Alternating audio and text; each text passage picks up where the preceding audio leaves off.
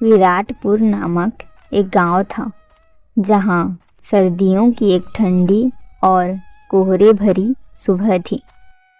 गांव के किनारे एक टूटी फूटी झोपड़ी थी, जहां अर्जुन और उसकी माँ गौरी रहा करते थे।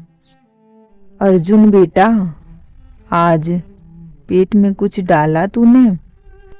मुझे पता है तूने रात से कुछ नहीं खाया है।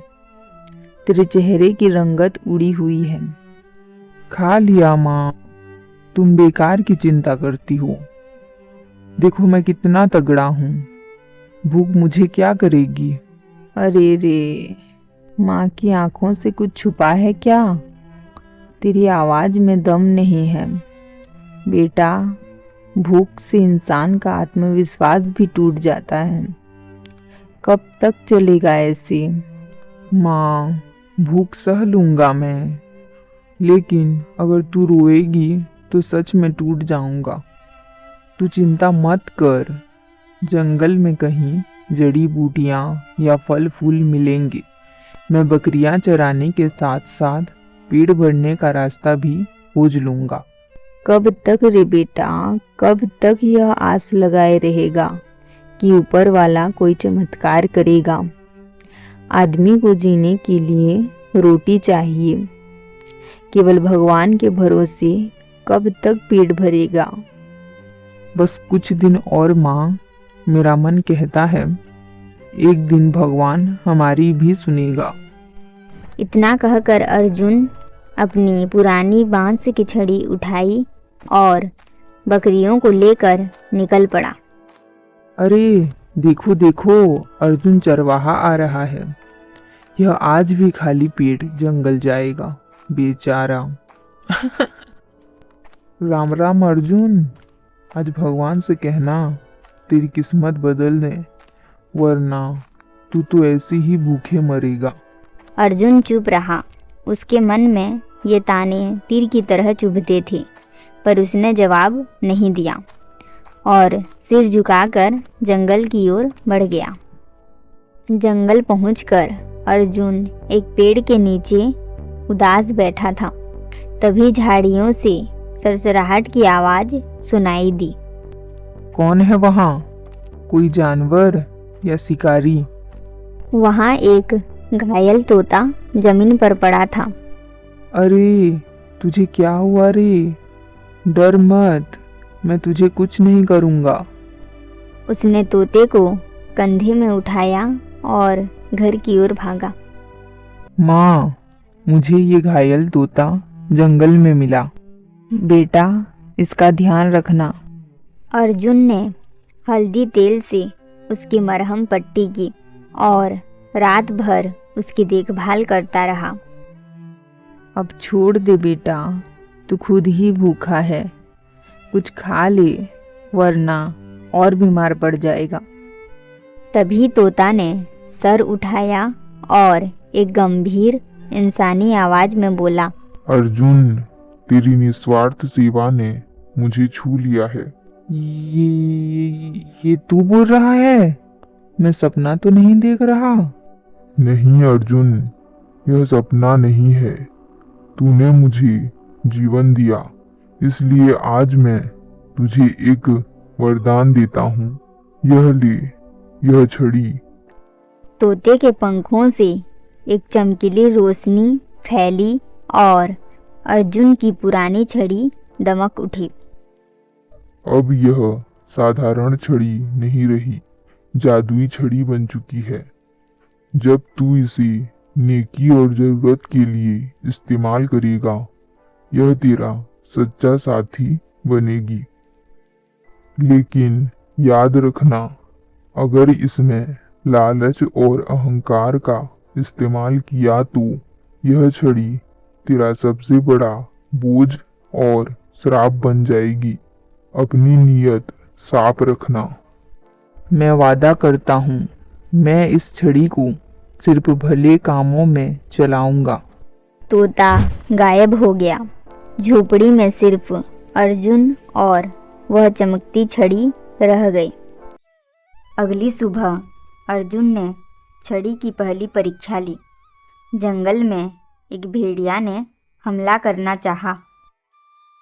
अर्जुन ने छड़ी जमीन पर टेकी, तभी एक तीव्र चमकीली लहर उठी और भेड़िया भाग गया। थोड़ी देर बाद भूख लगने पर उसने छड़ी से ताज़ी रोटियां और सब्जी प्रकट किया। जब उसने गांव वालों को छड़ी से अनाज दिया तो वह देवता कहलाने लगा। अर्जुन भाई, तू तो देवता निकला। अब हमें भूख से डर नहीं लगेगा।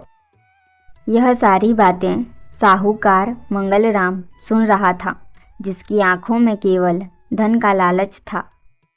इस गरीब चरवाहे के पास इतनी बड़ी ताकत नहीं होनी चाहिए।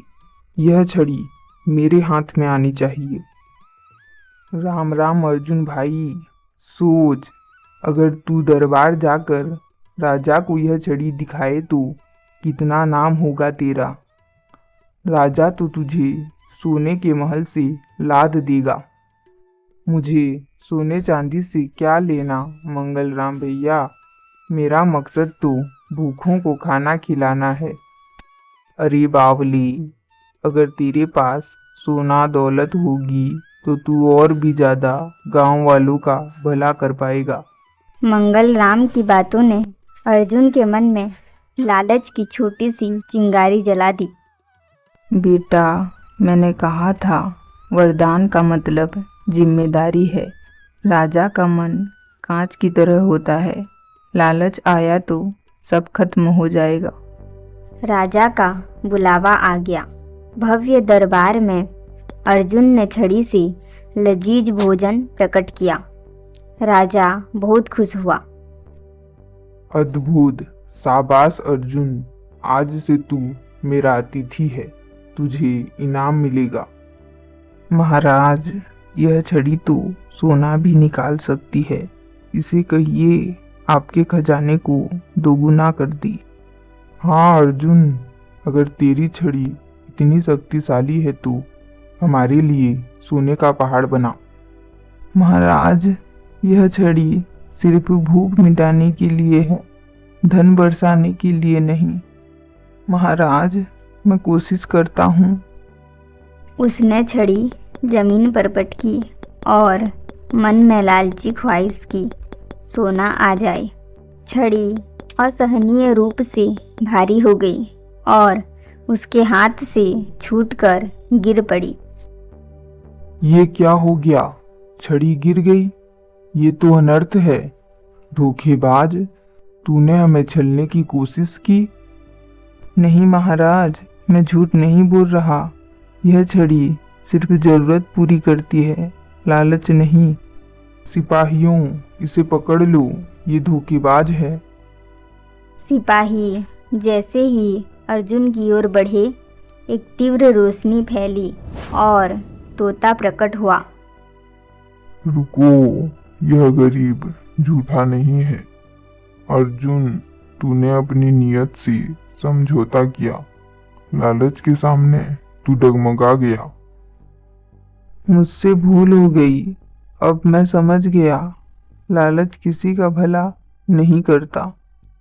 अगर तूने लालच का रास्ता चुना तो यह छड़ी तेरे लिए श्राप बन जाएगी। तोते के गायब होते ही राजा का गुस्सा और बढ़ गया। इस धोखेबाज को दरबार से बाहर निकालो। यह और इसकी छड़ी दोनों गुनहगार हैं। गांव लौटकर उसे और उसकी मां को गांव वालों के ताने और तिरस्कार झेलने पड़े। हमने इसे देवता समझा और ये तो चालबाज निकला। एक दिन गांव में अचानक भयंकर आग लग गई। सब लोग भागकर अर्जुन के पास आए। अर्जुन, तेरे पास तो जादुई छड़ी है, चल हमारी आग बुझा दे। मेरे घर में मेरे बच्चे फंसे हैं। अर्जुन ने इंसानियत के बारे में सोचा। उसने छड़ी उठाई और आग की ओर भागा। उसने पूरी ताकत से छड़ी जमीन पर पटकी और मासूमों को बचाने की प्रार्थना की। अचानक आसमान से तेज बारिश शुरू हुई और आग शांत हो गई। देखा, छड़ी सचमुच जादुई है। तभी वहां मंगल राम आया और छड़ी छीनने की कोशिश की। दोनों के बीच खींचातानी हुई, पर छड़ी चमक कर दोनों को दूर धकेल दिया। अर्जुन ने छड़ी को उठाया और रो पड़ा। तभी तोता प्रकट हुआ। अर्जुन, तूने दिल से कबूल किया कि तुझसे गलती हुई है।